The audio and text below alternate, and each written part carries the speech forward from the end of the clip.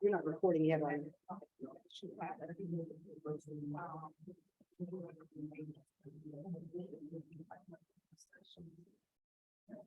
Can you all hear me? I'm standing on my tiptoes. Okay. Greetings. I'm Sylvia Oberly, a member of the planning team for Faith in the City here at Knollwood. We're so glad that you have joined us today. Along with our other planning team members, Dean Clifford, Diane Lipson, and Spence O'Neill, we welcome you. We're continuing to offer a hybrid format for our meetings, so we also welcome those joining us by Zoom. We're glad that we can use our technology so that we can continue inviting people into Faith in the City who may not live in Winston-Salem, they live across the state and are interested in these topics or otherwise not able to attend. So we're glad that you're here today as well. Before we begin our program, we do have a few housekeeping matters. You are free to eat your lunch, and I see a couple of folks doing that. Please do so. We have cookies and drinks in the back, and as I said, we have put a pot of coffee on. Before you leave today, if you are not part of our email list, Faith in the City email list, and would like to get monthly emails on these programs and other follow-up information, recordings of the sessions, please leave us your email and contact information in the back there.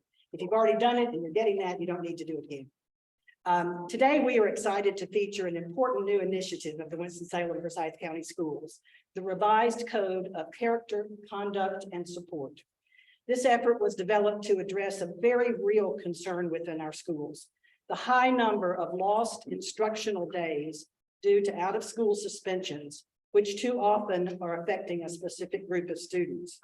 To be exact, last year, that was 30,000 lost days. That's a startling number, and one that School Superintendent Tricia McManus says is unacceptable and warrants some new ways of thinking and addressing the issue. And as a result, the school's code was revised after a year-long dialogue with parents, students, teachers and staff, and community members. And it seeks to better align the code with the district's core values and beliefs. It's designed to develop a more accountable and restorative climate in our schools, one that ensures that difficult situations are de-escalated, but that students can thrive and continue to learn by feeling loved and cared for. Our speakers today are 3 school administrators and staff who are integrally involved in instituting the revised code. Dr. Lionel Cato, Chief Officer of Learning Supports, will be starting the presentation. Dr. Cato has 23 years of experience in education as a classroom teacher, principal, and area superintendent. His role is to oversee the revised code. Dr. Effie McMillan is Chief Equity Officer of the school system, and we are so glad to welcome her back to Faith in the City. She joined us, I believe, last year on a Zoom call, so we're glad that she's back with Faith in the City. She's a veteran of the Guilford County school system and joined our system in October 2019. And her mission as Chief Equity Officer is to promote and empower students to reach their fullest potential and to support other educators in creating inclusive and equitable environments for learning. And Ms. Tamaya Andring is a school social worker at Clemens Middle School. And many have been saying, wow, middle school, that's a job. She has a strong educational and experiential background in various fields of social work, specializing in adolescence and family work. We're also glad to have a few others from the school system with us today. Dr. Frederica Stokes, Assistant Superintendent for Student Services, Dr. Clinton Wilson, Chief Performance Officer in Student Services, and Mark Batten, who is Executive Director of Community Engagement. So if you get to know Mark Batten, if you want to get more involved in the schools, and we want you to after being a partner with Faith in the City. So we thank you also for joining us today. Each of you in your seats has a copy of the code and summary handouts, and we really appreciate the fact that this kind of material has been provided by our presenters, and they wanted you to have this information so that you could refer to certain parts during their presentation. And those of you joining us by Zoom, we'll make sure that we give you links and that you can have this complete information as well. After presentations, we will have time for questions and discussion. Dean Clifford, one of our planning team members, will be moderating that part of our meeting. So without further ado, please join me in welcoming our presenters this afternoon.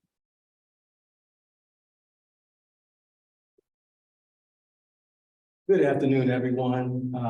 Certainly appreciate the invitation to come and share with you all today about a very important topic, some very important work that's occurring in our district. And thank you, Ms. Overly. You saved me some time of having to explain what was in everybody's chairs.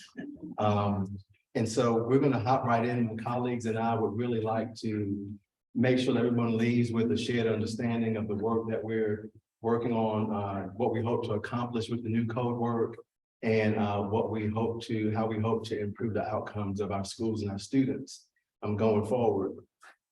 And so we'll just hop right in to advance the slide.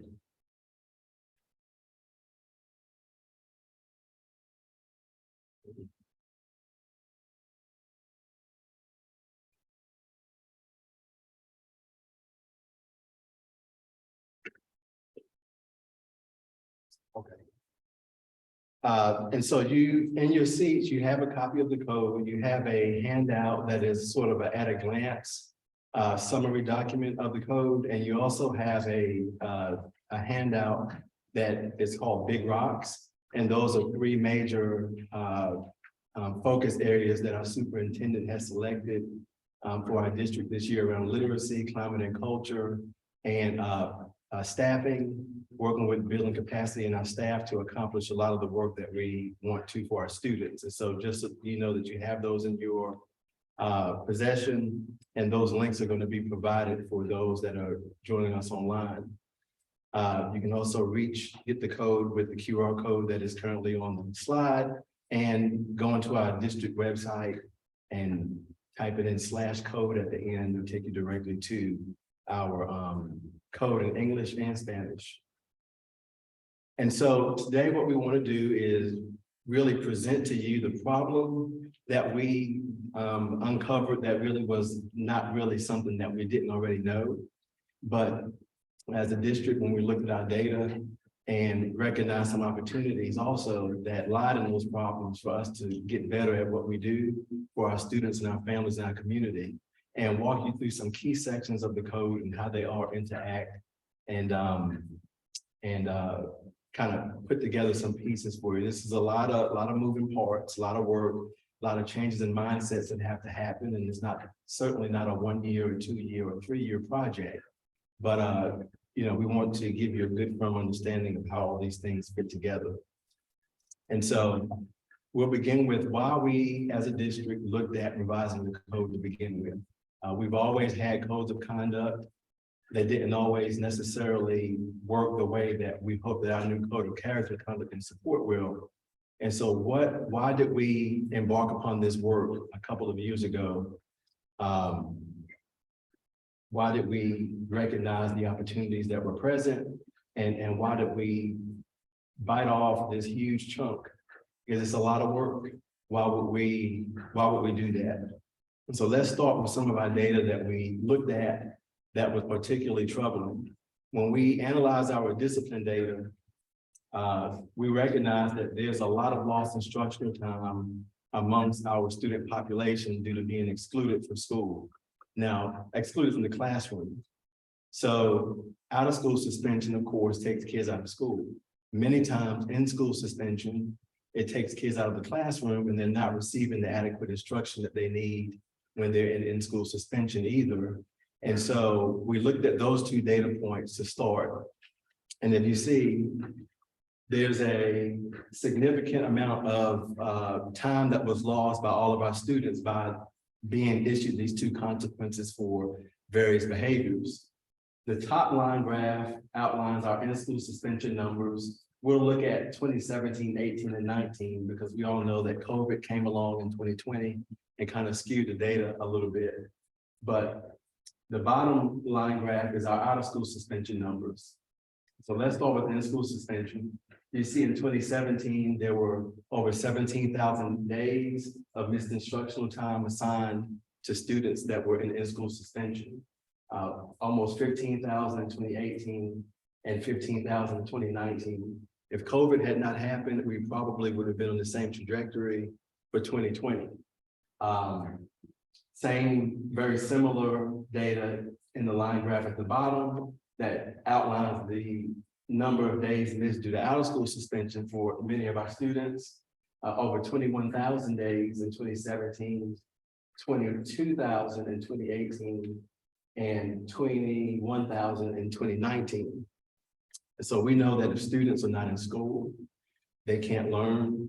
If students are out of school, they are in the community doing things that are oftentimes not very productive. And so these are definitely challenges that we recognize as a district.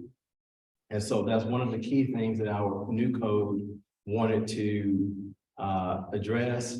We recognize that there are times that students are going to have to be excluded from the classroom, and there are times that students will have to be excluded from school, but making sure that we are doing our due diligence in ensuring that if that is the case, that we've done everything we possibly can to prevent those problems to begin with. We also recognize that there is a huge application, disproportionate application of exclusionary practices when it came to students of color and students with disabilities in our district.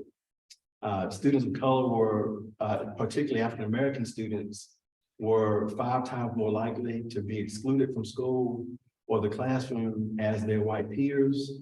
And our students with disabilities, although they're not recognized, they're not represented on this particular bar graph, were 3 times more likely to be excluded from the classroom based on various behavior concerns.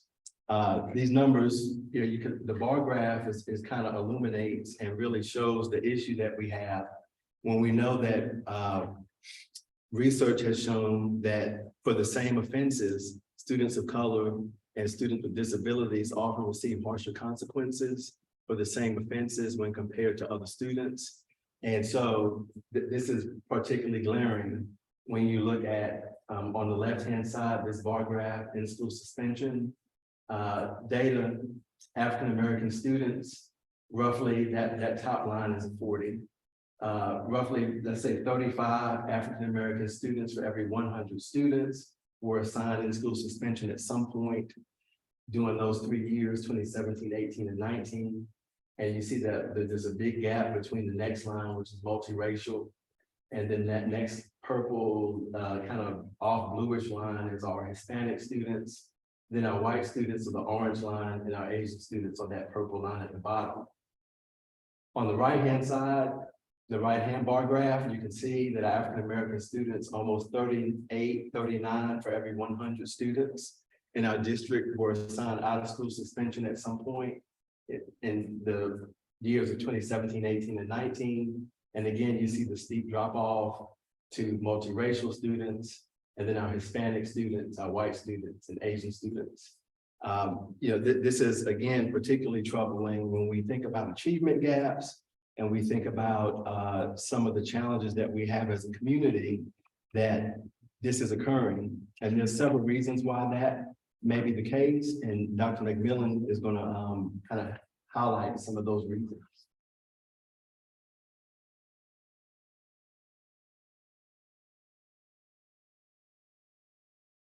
Good afternoon. I may not need, do I need a mic for those who are virtual?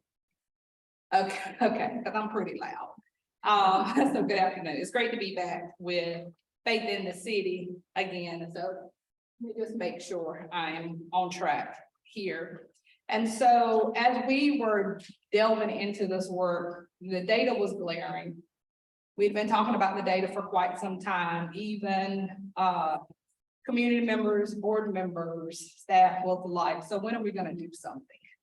We've been talking about this for 10, 15 years and the data have not changed. So what are we going to do? So one of the things that is a part of this work, not only did we need to look at the numbers, but we needed to have an understanding of why those numbers occur. And so some of the things that came out of the conversations that we were having and just observations in schools was just inconsistent practice from school to school. We have 81 schools and everybody was kind of doing things very differently, interpreting things very differently. You know, no consistency in strategies or practices and things like that. And that was different even within a school building. It could be different from class to class, different on a grade level or a team when we think about high school and middle school. So it was very, very different. Some of the other data points that came out too was the conversation around what biases may be showing up. Oftentimes those implicit, unknown biases that does impact decision-making when we don't slow down and think about what kind of impact that decision has on different groups of students. So it was important for everybody who was involved in the process for us to engage in conversations and professional learning around race and learning how students learn and those instructional practices that are so important, gender, language, culture, like having all these different understandings, because we do serve a very diverse demographic of students. 2/3 of our students are students of color. Hispanic, African-American are the two highest in terms of Black and brown students. So oftentimes the district is described as a third. But there was lots of concern and conversation that needed to happen around that. And then here is one of the other pieces that I think was really important too. As Dr. Cato said before, there's always been a code of conduct. I'm far removed from elementary, middle, and high school, and I have a 28-year-old daughter who there was a code of conduct, right? That's not new. The behavior matrix for decision-making about consequences is not new. What is very new in our code is the interventions. It was very clear from students returning back from COVID, particularly with the isolation and all of the things that happened, is that they said, you know, we don't know how to resolve conflicts. We're struggling with being in community. And so when we think about just that whole piece, they said we need help, we need support. And so those interventions are important to provide the necessary supports that kids need so they can be successful in school. But the other thing that we also heard is that people didn't really know what to do. They don't know what the strategies are per se, how to apply them or implement them in schools, and needed support in that area too. So that's also part of the professional learning that's needed. And all of that, to Dr. Cato's point, takes time to build that capacity. Because what I will say very loud, proud, and clear in here is that our school leaders and our teachers, I have not met one yet that does not want what's best for every single child in our school, in our school system. They do. But at the same token, our students have needs. And we don't always have the answers. So the learning that we're doing together, the calibrating that we're doing together is helping to support our initial implementation, and will need to be ongoing and intensified so that we can truly create a culture and climate that works for all of our kids. So here were some of the things that we wanted to address. Dr. Cato kind of mentioned these a little bit earlier. Kids can't learn if they're not in school. So decreasing instructional, loss of instructional time. Disproportional application of practices, having some consistency in how we approach discipline practices is important, because we also have to understand that we also have a transient population here. So when you go from one school to another school, and some children may change schools multiple times within a year, if things are very, very different and things are very inconsistent, that can be traumatizing to the children that we serve. It can be difficult for them to adjust in different spaces. And we want to make sure we're creating those environments across all of our schools where no matter where they are, where they attend, they can be successful. We have a very small percentage of students that repeat behaviors over and over and over again. And so we knew they would need more intentional support in order to reduce the rates of recidivism for those behaviors that are totally unacceptable within our school spaces. And the other thing was to have more clear, explicit language. So discretionary language is oftentimes left up to interpretation. And the way I may view it and see it may be very different than somebody else. So making it as explicit as possible to help with that consistency was another thing that we wanted to address. Even though this code does not remove all discretion, we wanted to minimize it as much as possible.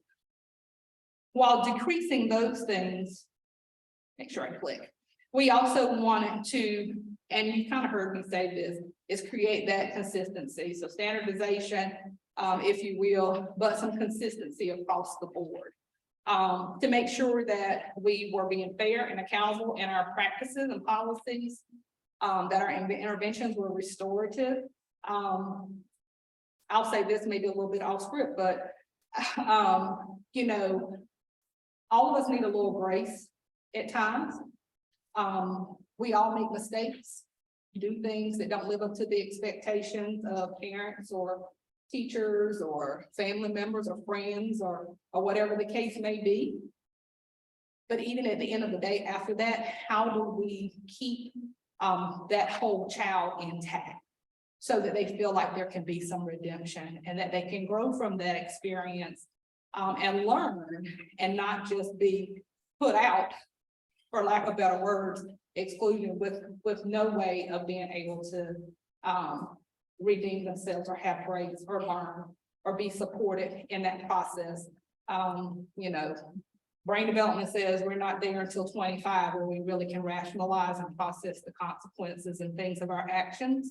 And so my 28-year-old, we still have to have quite a few conversations.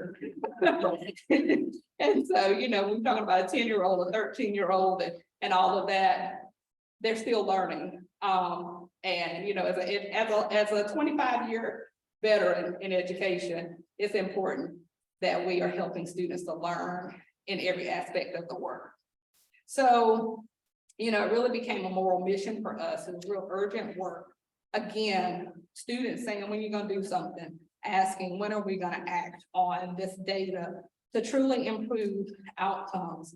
So the engagement of all these different stakeholders was really to create a blueprint for how we view behavior, how we respond to behavior, and how we are proactive in creating supportive environments for students, and how we think about when students do things that are maybe inappropriate or unacceptable from their actions in our schools. How do we provide interventions or support that they need to help them be the best selves that they can possibly be? So truly gaining it as a North Star for us to support kids socially, emotionally, behaviorally, and academically. So that whole child notion, which is not necessarily a new approach. I started teaching early in the 1990s, and we talked about the whole child. And so we're back to understanding that education is about the whole child and not just academics only. So we're going to take a few moments to just dive into the code. You have it so you can go back and read it at your leisure in its entirety. But if you look at page 4 in the booklet that you have, here's where the table of contents lives. So if you just take a moment, we're going to give you a little bit of overview of some of these sections, not all of them. As I said, you can definitely take time to go back and read. Most of these parts in this code are not necessarily new to the work. There's always been rights and responsibilities. They just weren't necessarily in a booklet pretty like that. You know, the behavior matrix and all of that wasn't necessarily there, but there are some other parts that are in there. So we're going to take a few moments to just go peruse through a little bit. We had about 300 people or more that was engaged in this process from across the entire county. So we had area model team. We met monthly for a year with community, lots of different stakeholders. And then we had all these other stakeholder engagement groups. So we had a lot of people to participate in this work. So if you'll look at page 13, I'm just going to point out a few sections in the code. Page 13 really speaks to goals. They align with a lot of the things that we've talked about already in terms of what's been shared already and things of what we wanted to decrease and increase and our whole purpose around the work. Common spaces to be, welcoming, safe for students, parents, caregivers, and staff. We wanted to address bullying that happens, harassment, discriminatory acts. Support character and conduct for students. I think when I was in school, they called it character education.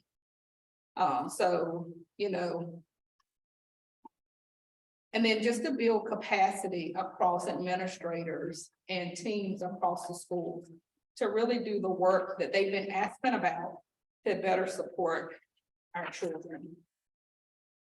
Continued on page 13, I'll just highlight a couple of other things. You'll see it mentions about universal strategies. Those are those strategies that are meant to be proactive and preventative.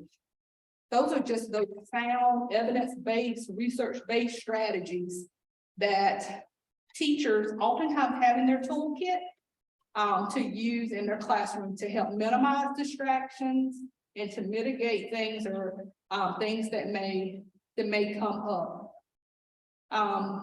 Some of those on there you may be familiar with, especially if you worked alongside educators at some point in time, and some of them may be unfamiliar to you. Some of those are unfamiliar to teachers in terms of how to implement them. So that's why the professional learning is so critical in the work that we do. So you can also see those other things that are in there, but I'm gonna move us to page 15 and 16. On page 15 and 16, it highlights the core concepts and core beliefs. On the right side, on the side that's where the core beliefs are on my left, those core beliefs are not new. They were a part of the district before I joined in 2019, those core beliefs. So those are not new, and we felt like with all the stakeholders involved, school leaders, teachers, everybody who was at the table said that those didn't need to change because we still embody them, and this work embodies it. Those core concepts, though, was a new piece in there to really call out what is reflected in the overall code. If you would, let's see, does it reference the page number? I'm not sure if it does. But if there's the next section talks about stakeholder rights and responsibilities. So it was important as we were thinking about this code, what multiple people were bringing up is like, what is the rights and responsibilities of the different groups that are being served? From students to even adults, staff and parents. And so we included a section for each of them here. So if you look at pages 19 through 20, because we knew everybody reflected in these rights and responsibilities were key stakeholders in the work. It takes everybody working together. So on page 19 and 20, it really highlights students' rights and responsibilities. We had the opportunity to engage quite a few students, and they had a lot to say. They had a lot to say about these. They looked at multiple sections, and this was a really key one for them. And they had a lot to say about their rights and responsibilities. And so on the slide, you'll just see the highlights bulleted of the things that were important to them. And it's more fleshed out in the document on pages 19 through 20. If you look at 21 and 22, this was about parents and caregivers. And so not only did we have some parents that were just on the task force teams that we had, we also did some parent engagement sessions and got feedback from them as well. And so these are some of the big highlights: attendance, respect and care, participation, communication, information and access across all different parent groups that we talked to. Those were things that were important. So those are the things that are highlighted but fleshed out more in the code. And then on page 24 is where it talks about staff rights and responsibilities.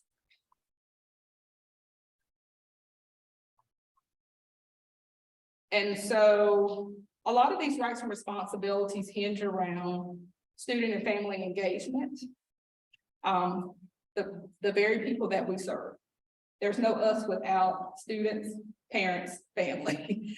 And then the importance of continuing to grow and learn. Most educators you meet will say, we have to be lifelong learners.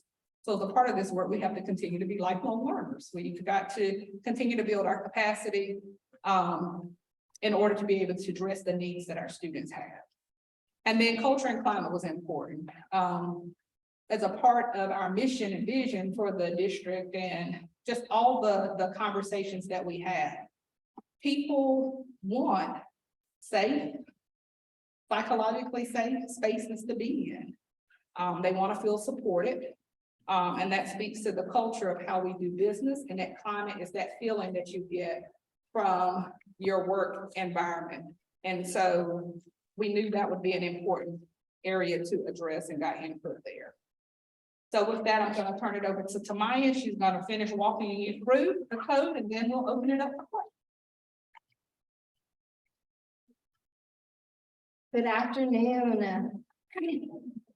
Oh, I like the response. Okay, this is good. This is good.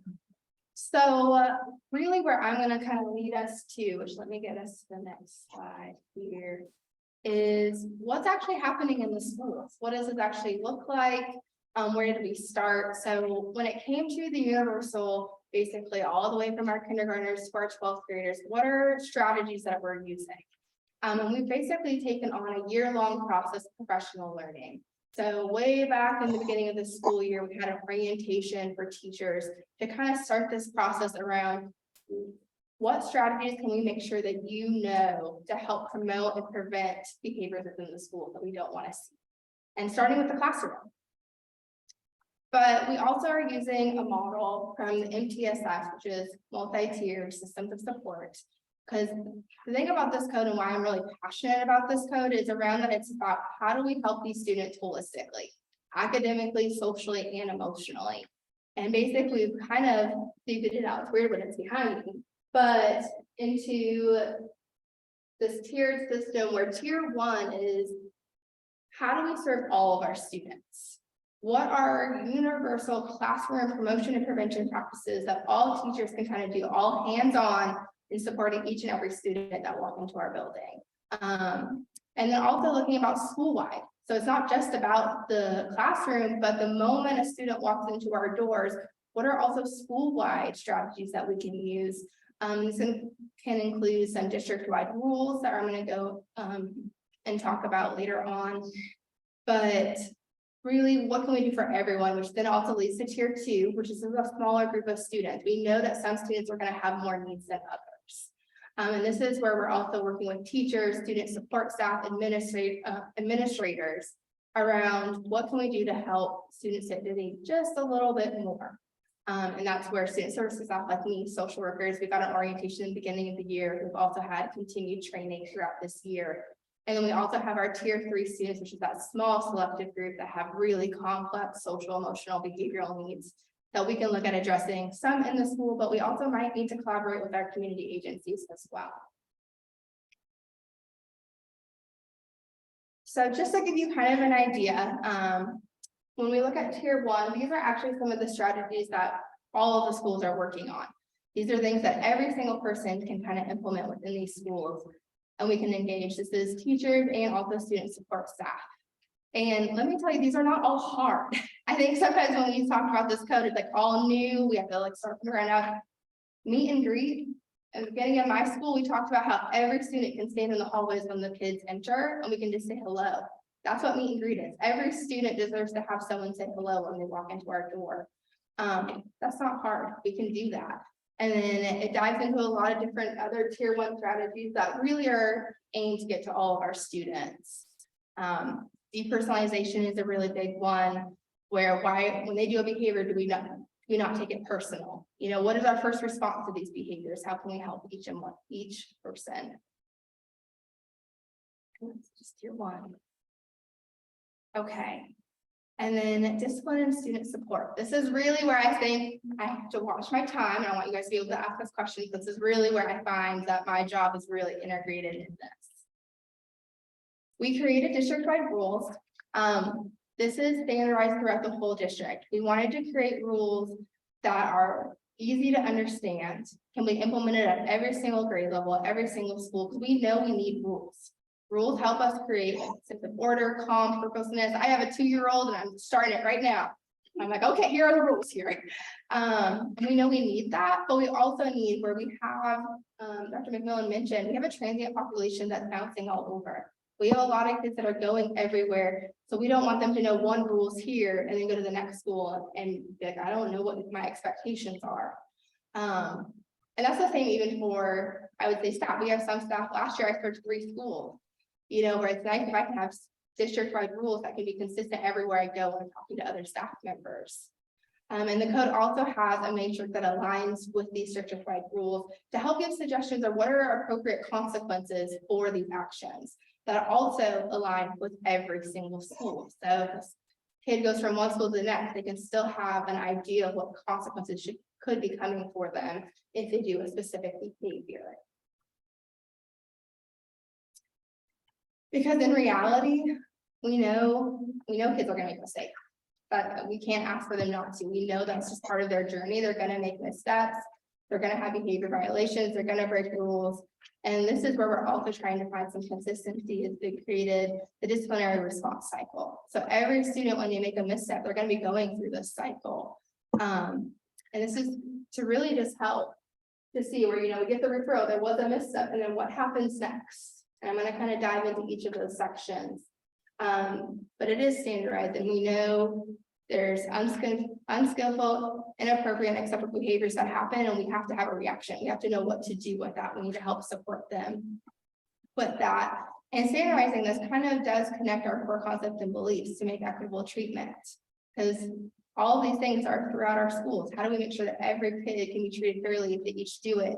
So if they both do the same thing, what can we do to make sure that they're getting equitable treatment for that?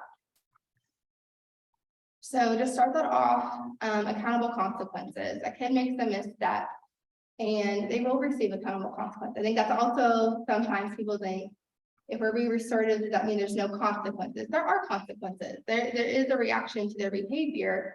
And we've adopted these accountable and restorative approach. So basically any kid who engages in an unwanted behavior, there could be a consequence, and we'll follow up with restorative intervention, which I'll lead to. But knowing that there still can be out of school suspensions and school suspensions, those still do occur, especially if we're thinking about consequences that are jeopardizing kids' safety. talking about physical, emotional safety, aggression, violating someone's dignity. There are going to be consequences for those things. But here's where I get really, really excited. Okay, it's restorative interventions, because we can do a consequence, but there's a reason why they engaged in that behavior, and every consequence is going to be aligned with restorative intervention to really address why did they engage in that behavior. Okay, what do they need to learn to not keep reoffending? You know, a lot of times we get into this process where we have the same kids who are doing the same thing over and over. I see the frequent flyers in the office. We're always in there, and I'm like, okay, obviously the first suspension is not teaching them anything. We need to address this in a different way. And that's where we're really seeing the team up between administrators and student support staff. Every single student support staff, administrator, and that's going to include social workers, which I want to say are pretty awesome. But we also have our school counselors, our administrators, psychologists, where we're all learning the same set of standardized interventions. We're also creating similar tool belt. We all get specializations. We're all learning certain things, but we can at least give these basic interventions to all students. They have access to all these interventions. That's the same thing at every level, elementary, middle, high school. These are all available for them. If you wanted, just, I think I have examples for you, but we've already received training on some of these things.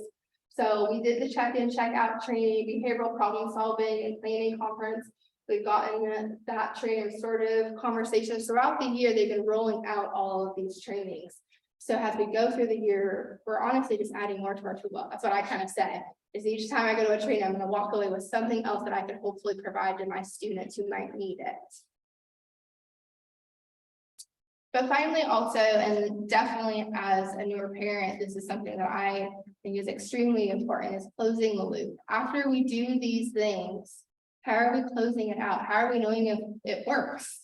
Did everything that we do, did it work? Are we communicating with everyone? So this is really talking about, are we communicating to the teacher what we're doing? Are we talking to the parents? Are we even monitoring our progress? Like, I think sometimes we get so jumbled, we're doing all these things, but we don't take the moment to pause to say, is this working? That's really want us to really evaluate. So if it doesn't work, we can try something different at another time. Hopefully I'm getting there. So since increasing equity is a primary driver, we're really trying to work on this code and how to highlight how this disciplinary response cycle increases that equity. I think which one's this spot up here. There we go. I know, I was like, oh, I'm talking and it's not coming up. Yeah, I gotta call me out. Come on. Okay, so these are just highlighting some of the things I've already said, honestly, and where we do want to align every consequence. That's really how does admin communicate with student services? How do we make sure that we're doing both things? How are we creating communication on all realms? Because a lot of hands are in each of these things. Someone who's in a school, I'm telling you, there's a lot of hands when it comes to a behavior violation. So how are we increasing all of that? And how are we also making sure that it's throughout the district? So, and that really leads, this is how you have access. You guys all have a booklet in here if you're watching on Zoom. There's links, there's the barcode here. You can go onto our website. So definitely check it out. And hopefully you guys have some questions for us.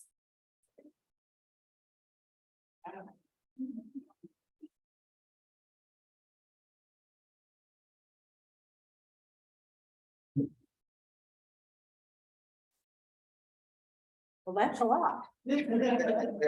So I tried to jot down some questions, but I want to start by saying, what kind of questions started bubbling up for you as you listen to this, Judith? I was wondering about training teachers. You mentioned that they receive training at the beginning of the year. In office and some training. What other times have they been? So more information about the training provided to teachers, both at the beginning and then maybe throughout the year. So we have it's a comprehensive professional learning plan that has been put in place. Everybody in the entire school district, from central office to superintendent, down to bus drivers, custodians, cafeteria workers, teachers, office staff, have received an orientation of some sort, parents and students as well. And over the course of the year, they'll receive additional trainings. And so the teachers, I believe, is quarterly. And in between those times when they get a training, it's supposed to be the administrators get monthly training.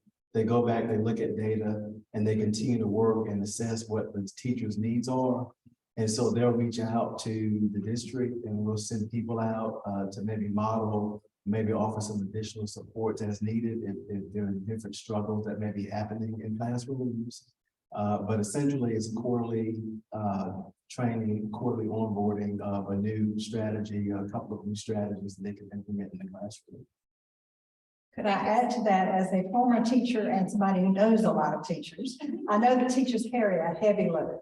And so I wonder what kind of buy-in you're getting or pushback as teachers add even more to their load. Well, I can try to answer that one. Just to piggyback too on what Dr. Cato said, each school has a core behavior team, not necessarily a new team, because it might have been their PBIS or some other type of team that they had that looked at discipline data and, you know, things that are going on in the school. But that core team is being trained to implement training in their schools, because the one thing that's important is that they have to build capacity. So it shouldn't just be a few holding the knowledge, but actually getting the knowledge to everybody. And we do have a lot of employees and we have a lot of people, so it's a process for sure. But trying to have those ongoing conversations, and to Tamaya's point, they ain't drinking, I'm sorry, but to continue building the toolkit and adding to that, and giving some time in between those sessions for them to try those on, and implement with some consistency, is still the work that needs to happen. So when it comes to buying in, and yes, so, you know, I think with anything that, anytime there's something maybe new that rolls out or is appear to be new, sometimes people look at it as one new thing. This is something new to do. I was a teacher for a very, very long time, and managing student behavior in a classroom is not new.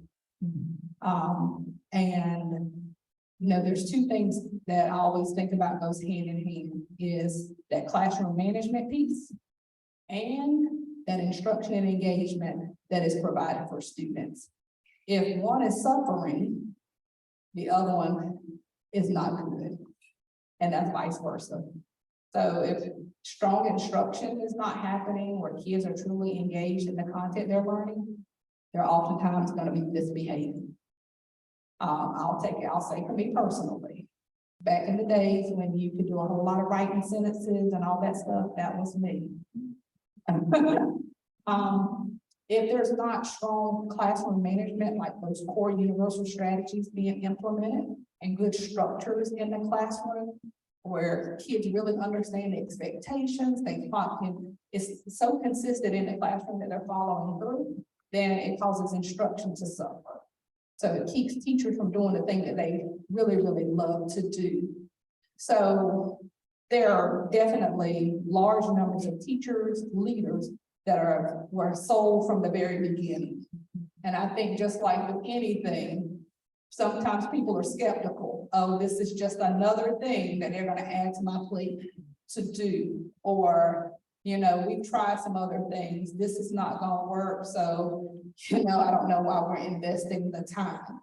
At the end of the day, though, when talking with teachers, they will say, I just don't know what to do. And if I knew how to help support them, because I want them to be in my class. I don't want them to be put out of my class, and I want them to engage in these fun activities I'm doing and all of that.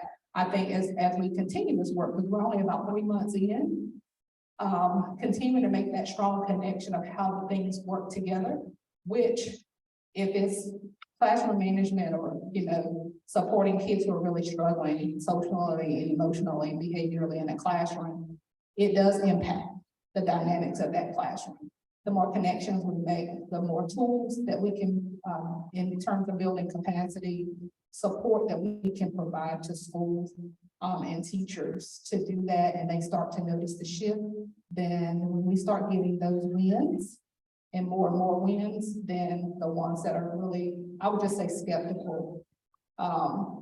Or just uncertain, tend to begin to buy in if they have not already bought into the process. To take that to just another level before I go back to other questioners, in the election process, we heard a lot of misinformation, I think, and attempts to attack social emotional learning. And so I wonder if having this implemented in these wonderful materials, you feel like you've been able to mitigate or reduce that kind of misinformation out there. I was glad to hear you had 300 people participating. That's great. So how's that going? I think that a lot of that misinformation has been mitigated because there are certainly, our numbers don't look exactly how we want them to look over the long term. I mean, this is a long haul of work. And so there certainly are still consequences, which are a part of the code. They're definitely still being an issue to students, just maybe perhaps not for the length of time that there used to be. The only difference now is that we are kind of very strongly, trying to standardize our response cycle so that there's also an intervention attached to the consequence and being able to provide additional consequences to schools that they maybe did not think of before or didn't have access to the training before to do those types of consequences. And so we know that, those individuals that they're fine with kids being kicked out of school, that was counterproductive and wasn't working either. And so we want to strengthen that accountability and making sure that we restore students once they serve their consequence, that they learn some new behaviors to replace the behaviors that got them in trouble to begin with. And so long-term, we'll have fewer issues and we'll have better citizens and better students that are there to learn and that are engaged and that are going to become better citizens in our society. Other questions? Yes, Lisa. How do resource officers fit into this training, both potentially for them and for the staff as well? So our school resource officers are very valuable assets to our school system. They also were part of the orientations at the beginning of the year. They are trained in a different way, and they're trained in different types of strategies that we may not necessarily have access to in the school. And so things like de-escalation, being able to provide some additional resources, connecting resources in the community. They make referrals to some agencies that we are not always aware of in the schools that can assist kids with things around behavior, anger, substance abuse, things of that nature. And so they have a very unique role in that they have some additional connections and training that we just don't have in the school system. For them being able to connect that social emotional piece as well, build relationships with our students, to prevent, they promote and prevent in a different way as well, some of the behaviors that we know are challenges to our schools. And so they are very much a part of the cycle and very much a part of the professional learning, just in a different way. I'll just add, if you want to go first? I can just say for my school, because we do have a school resource officer, there's still a huge piece of collaboration. They're still part of our unit. We do operate separately, but I can say for us, we still collaborate with them and they collaborate with us. Like, I think we have built a lot of strong foundations around who are we as student services, if we're going to do restorative interventions, if we're going to be doing that, and making sure we're part of these discussions.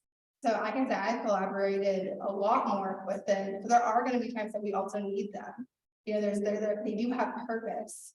So I think about some of our things, we have child abuse cases, domestic violence, things like that, where maybe if there's some law enforcement handles it and leaves, it's how can we collaborate that? Because we're still going to have that student enter back into our building and we need to make sure that they get that support. Just an example.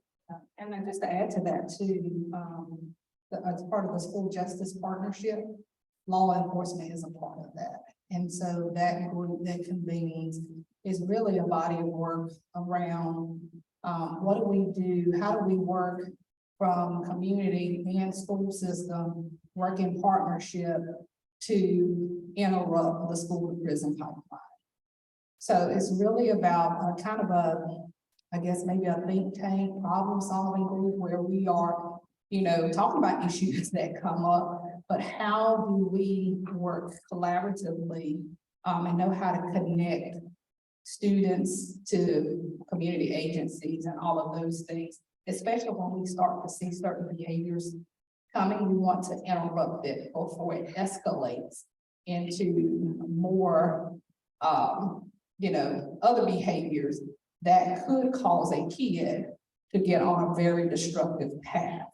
And so we want to minimize that as much as possible. So the school justice partnership, members of that group, not all of them, but members of that group are also a part of this process to weigh in and give input on the shaping of the cycle, the consequences, and the interventions.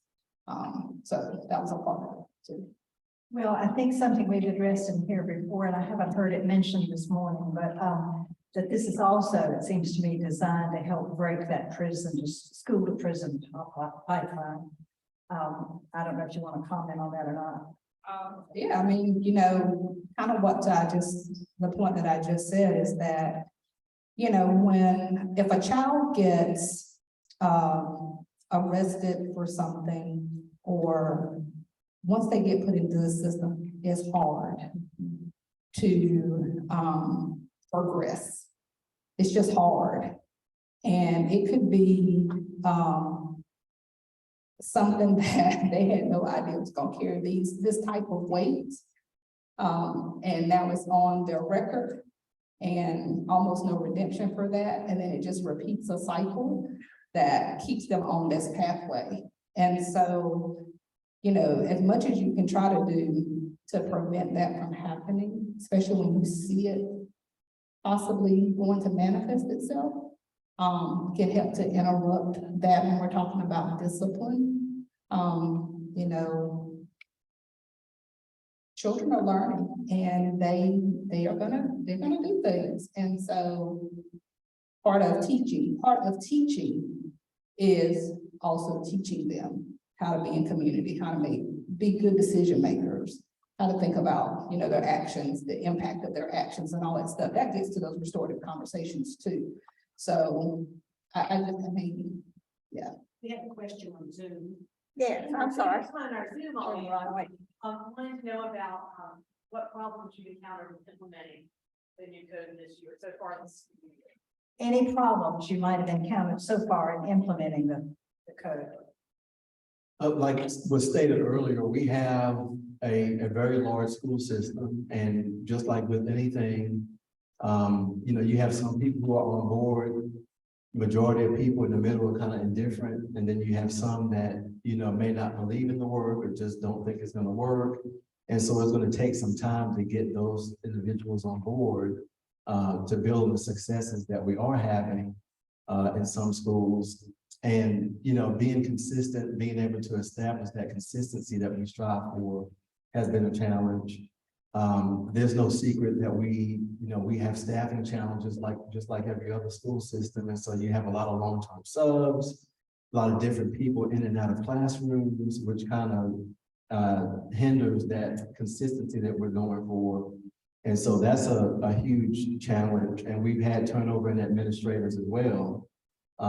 Because, you know, people are choosing to do different things for different reasons. And so just like in the industry, we have staffing challenges. And I think that's been a main thing is being able to establish that consistency because of those challenges.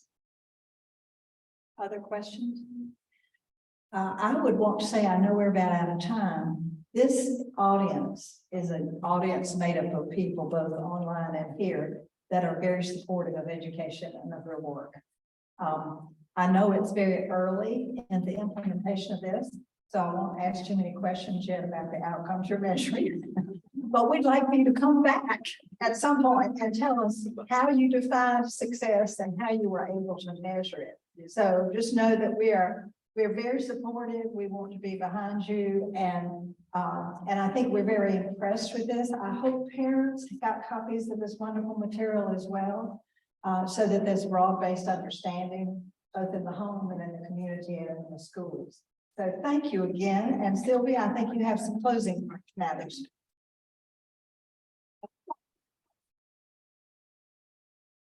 Well, our presenters have several other meetings to go through this afternoon, but hopefully they'll be able to stick around for questions, one or two questions afterward. Just two important announcements before we adjourn. We were not going to be meeting in January.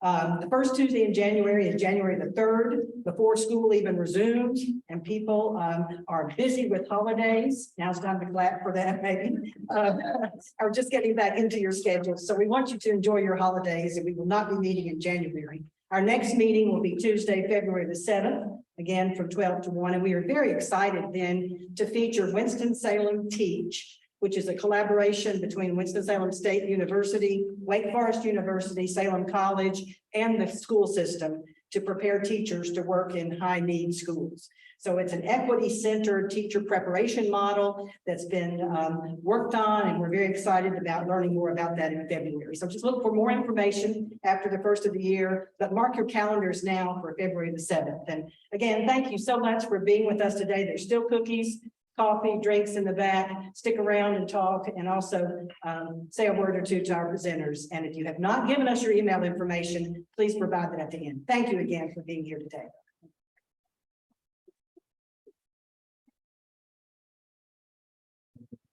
Thank you for inviting us.